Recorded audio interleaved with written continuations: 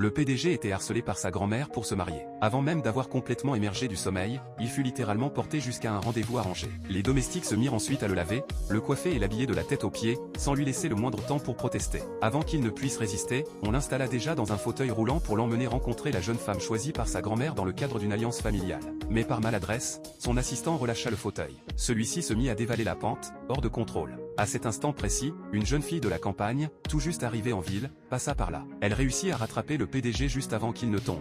Leurs regards se croisèrent. Un silence gêné s'installa. Soudain, dans sa panique, l'assistant se précipita pour sauver son patron et poussa le fauteuil un peu trop fort. Le visage du PDG se retrouva alors collé à celui de la jeune fille, leurs lèvres se touchèrent accidentellement. Rougissante, la jeune femme se releva aussitôt. Réalisait que son premier baiser venait de disparaître, ainsi la mit hors d'elle.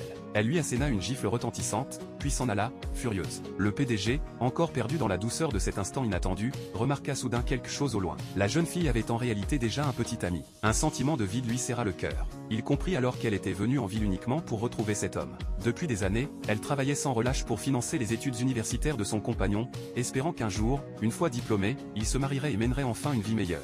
Mais à ce moment-là, une jeune femme issue d'une riche famille apparut soudain. Elle s'accrocha au bras du petit ami et l'appela d'un ton affectueux. Avec arrogance, elle déclara que son père était un cadre dirigeant du groupe. Ce n'est qu'à cet instant que la jeune fille comprit la vérité. L'homme qu'elle aimait, attiré par l'argent et le statut social, l'avait déjà trahi. Elle les regarda partir ensemble, sans même se retourner. Son monde s'effondra. Ce qu'elle ignorait, c'est que le patron de l'entreprise où travaillait le père de cette femme était justement le PDG handicapé, non loin de là. Au même moment, la femme que la grand-mère avait choisie pour le mariage arriva. En voyant que le PDG était paralysé des deux jambes, son visage changea aussitôt. Les 3 millions initialement demandés pour le mariage passèrent brusquement à 5 millions avant qu'elle n'accepte. Sans un mot, le PDG tourna les talons et partit. La seconde suivante, il se dirigea droit vers la jeune fille. Il lui demanda si son handicap ne la dérangeait pas et lui proposa de l'épouser. Alors qu'elle hésitait encore, un message de sa mère arriva. On la pressait de rentrer au village pour épouser le fils du chef local. Refusant que son destin soit décidé par d'autres, elle accepta finalement la demande en mariage du PDG.